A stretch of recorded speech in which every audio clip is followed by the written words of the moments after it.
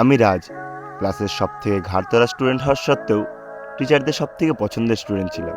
শীতকালের রস চুরি করা থেকে শুরু করে গ্রীষ্মকালের আম, জাম, কাঁঠাল সবকিছুই ছিল আমাদের দখলে। আপনাদের পয়েন্ট অফ ভিউতে সেটা চুরি করাও হতে পারে, কিন্তু আমাদের কাছে ছিল সেটা আমাদের অধিকার। ভাই, কালকে তো ভালোই লিচু খাওয়া হলো, আজকে দেবুর বাগানে যাব। কি আম চুরি করতে নাকি? চুরি না পাগলা, চুরি না, এটা আমাদের অধিকার। আমরা আমাদের অধিকার আদায় করতে যাচ্ছি। চলো।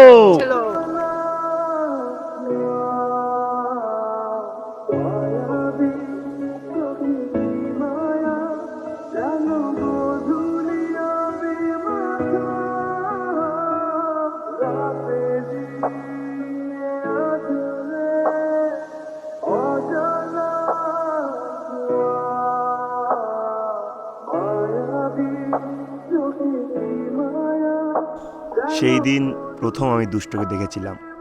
কেন জানি না সবকিছু থমকে গিয়েছিল, চোখের পলক পড়ছিল না।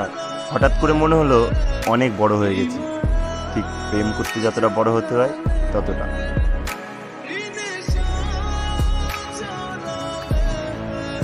ও কাকা, ওই দেখো কিরা আম পাচ্ছে। দাঁড়া, কই দেখি, দাঁড়া, এই দাঁড়া, দাঁড়া। ভাই দেবু আসছে রে, ভাই পালা।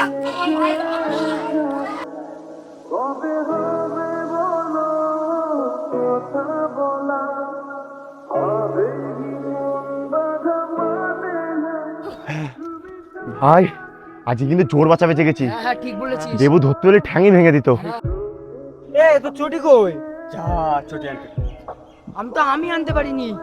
ওসব বাদ দে, তুই লঙ্কার গুঁড়ো এনেছিস? দে দে।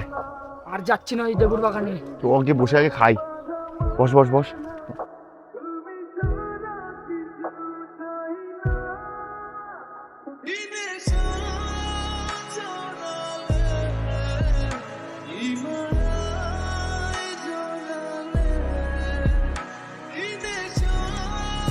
ভাই তোরা যাই বলিস, ওই সময় বিমলের ছেলেটার জন্য আমাদের ধরা পড়ে আসছিলাম। হ্যাঁ, মালটা এমন কেলাবো। ওদের কামরাঙা বাগান আছে। ভালো বুদ্ধি। ওর বাপের কামরাঙা বাগান আছে না, কামরাঙা একদম সব বাঁশ দিয়ে দেবো, ঠিক আছে? সবাই রেডি থাকিস কিন্তু। দেখলেন, আমাদের অধিকারটা ঠিক এরকমই। পড়াশোনায় তেমন আমার মন বসতো না। প্রতিদিনের রুটিন ছিল ডেইলি কোনো রকম ক্লাসগুলো করে এসে বিকালে ক্রিকেট খেলতে যাওয়া। আমাদের ঝগড়া, বন্ধুত্ব সব সেই খেলার মাঠ থেকেই। মাঝে মাঝে আফসোস হয় এখনকার ছেলেপেলে সেই সব ইমোশনগুলো বুঝবে না। ও আচ্ছা, আমি তো মেন পয়েন্ট থেকে সরে গেলাম। ক্রিকেটের পাশাপাশি এখন রুটিনে আরেকটা জিনিস নতুন অ্যাড হয়েছে, ওই যা হয় আর কি। শুরু হয়ে গেল আমার ছাত্রদের মতো দুষ্টুর পেছন পেছন ঘোরা। নিজের পড়াশোনা বাদ দিয়ে যেখানে ও সেখানেই আমি। প্রথম কদিন তো তাকালেই আমি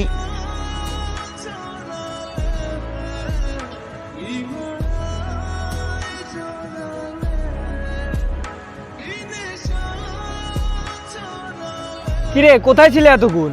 আরে ভাই, ওই যে ওই মেয়েটা আম বাগানে যারা দেখেছিলাম, মুচকি হাসি, আহা, ওরে দেখতে গিয়ে দেরি হয়ে গেল। আমার বাড়ি থেকে আসলাম। কি রে, তোরা সবাই আমার দিকে এইভাবে তাকিয়ে আছিস কেন? ভাই তোর হয়ে গেছে, তুই শেষ। শেষ মানে? তোর জন্য কতক্ষণ ধরে দাঁড়িয়ে আছি বলতো? খেলতে যাবি না? লেট হয়ে গেছে আগে থেকেই। দূর, খেলা রুদি মেরেছে, ওর মন তো এখন আম বাগানে পড়ে আছে। রাজ, তাই নাকি? ও আরে না, তোরা যে কি সব বলিস। আরে এইভাবে ছেঁচাদের মতো পেছন পেছন ঘুরলে হবে? তোর মনের ফিলিংসটা ওকে বলতে তো হবে। ভয় পেলে চলে নাকি এইভাবে? এই যে ভয় পাই বলে কিন্তু তোরা আমার ইগো হার্ট করবি না, ঠিক আছে? থাক ভাই, হয়েছে, তোর মুখেই শুধু চাটাং চাটাং কথা। দেখেছিস ভাই, দেখেছিস? সোহানও আজকাল আমাকে চাটন দিচ্ছে।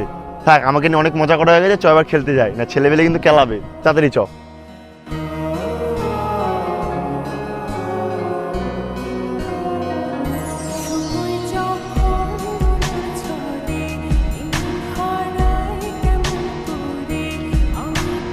দেখ ভাই, আজকে যদি না বলতে পারিস তাহলে আর কোনোদিন বলতে পারবি না। এবার যা।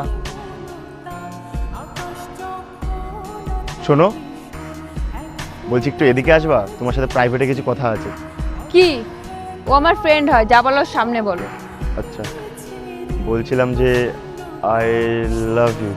গার্লফ্রেন্ড হয়ে যাও আমার। এই যা তো, দুটো থাপ্পড় মারবো না, সব হিরোগিরি বেরিয়ে যাবে। এইটুকু তো তুমি মারতেই পারো, তোমার তো অধিকার আছে। কোনো রিপ্লাই তো দিয়ে যাও। কালকে আবার থাপ্পড় খেতে চলে এসো, রিপ্লাই পেয়ে যাবা।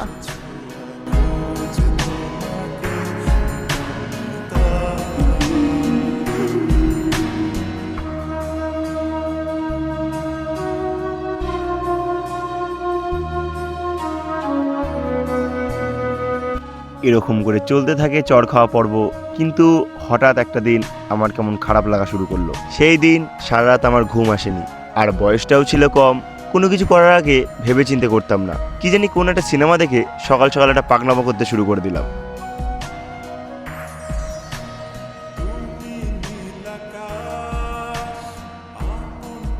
কি হয়েছে, কি সমস্যা, কি তোমার? সমস্যা তুমি, তোমার মাথায় সমস্যা।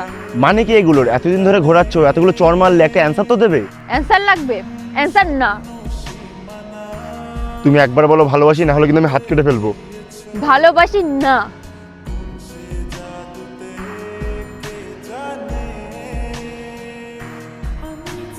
সেদিন থেকে আমি ওকে নতুন করে জানতে শুরু করলাম। এত রাগী মানুষটাও মুহূর্তের মধ্যেই ভেঙে পড়লো। মেয়েরা হয়তো এমনই, সহজে বোঝা যায় না। ভালো লাগার সাথে সাথে ওর জন্য কেমন একটা মায়া কাজ করছিল। তারপর থেকে ওর সাথে আমার ভাব হয়ে গেল। প্রায়ই দেখা হতো। ওপরে ওপরে ফ্রেন্ড বলতো আমাকে, কিন্তু আমি জানি ফ্রেন্ডের থেকে একটু হলেও বেশি। কিন্তু হ্যাঁ, আমার মতো পাগলামো করার কথা তোমরা কখনো ভাববেও না।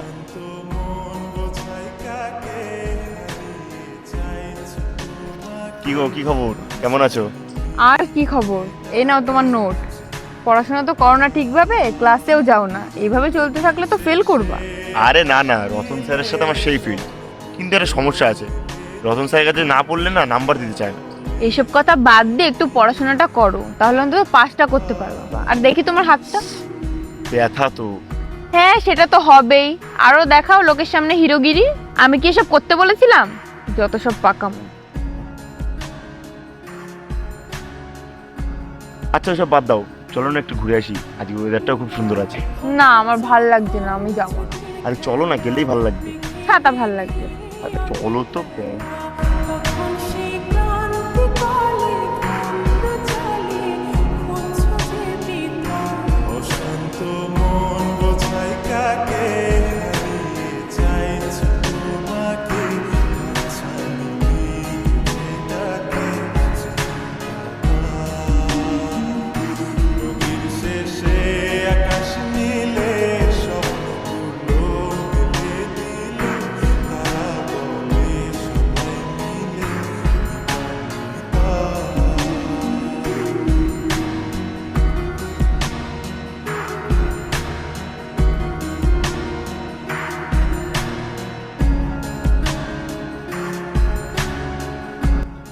সময়গুলো বেশ ভালোই যাচ্ছিল।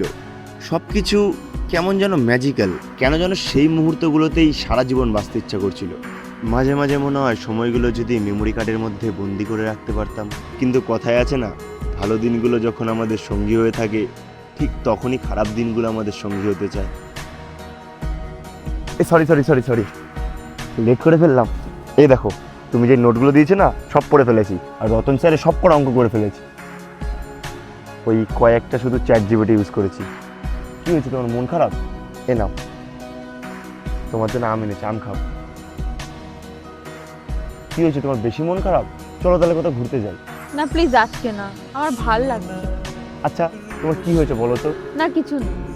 আর তুমি বলো না আমাকে। আমার মনে হয় এখানে আর থাকা হবে না, তোমার সাথে দেখা করাও হবে না। কেন, কি হয়েছে? তোমার বাড়িতে কোনো সমস্যা হয়েছে? আমাকে ছাড়া তুমি কাকেই বা শেয়ার করবে বলো? প্রতিদিন পুবের মাঠ দিয়ে আসার সময় কয়েকটা ছেলে আমার রাস্তা আটকে বিরক্ত করে, আবার উল্টোপাল্টা কথাও বলে, যেটা আমি তোমাকে বলতেও পারবো না। তাহলে তুমি তোমার বাবা মাকে বলো। আমি বাবা মাকে কিভাবে বলবো? এমনি আমি বাড়ি থেকে বেরোলে ওরা খুব চিন্তা করে। আমি কি করব কিচ্ছু বুঝতে পারছি না। আচ্ছা একটা কাজ করো, আমি না অনেক ফেসবুক পোস্টে দেখেছি, মেয়েরা যদি একটু ঢাকা ঢোকা মানে একটু বড় পোশাক পরে, তাহলে ছেলেরা একটু উল্টোটা কমেন্ট করে। তুমি একটা কাজ করবা, তাহলে তুমি না একটু বড় জামা প্যান্ট পরবা, এই ঢাকা ঢোকা পোশাক পরবা, আর বিশেষ করে ওড়না নেবা, তাহলে দেখবো ওরা উল্টোপাল্টা কমেন্ট করছে না, বুঝলে? এটা ভালো হবে। সত্যি কি আমি ঢাকা ঢোকা পোশাক পরলে আর ওড়না ব্যবহার করলে কি ওরা আমাকে বাজে কমেন্ট করবে না? হ্যাঁ সত্যি করবে না, তুমি পরেই দেখো না। আচ্ছা তাহলে অনেক বেলা হয়ে গেল, এখন আমি বাড়ি যাই।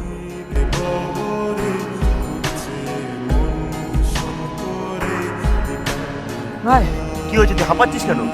দুষ্টু। কি হয়েছে দুষ্টু?